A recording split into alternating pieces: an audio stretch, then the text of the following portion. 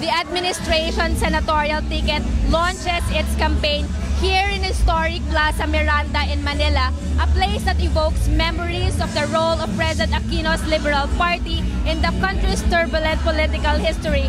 4 decades ago in 1971, blood was shed here when hand grenades were thrown at the campaign stage of the Liberal Party's senatorial ticket running against President Marcos's candidates.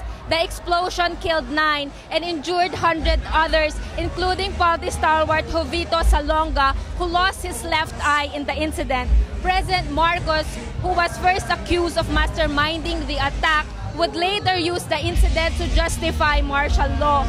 The Liberal Party, including the president's father, Ninoy, fought for democracy until it was restored after the 1986 EDSA revolution. A lot of things has changed since then.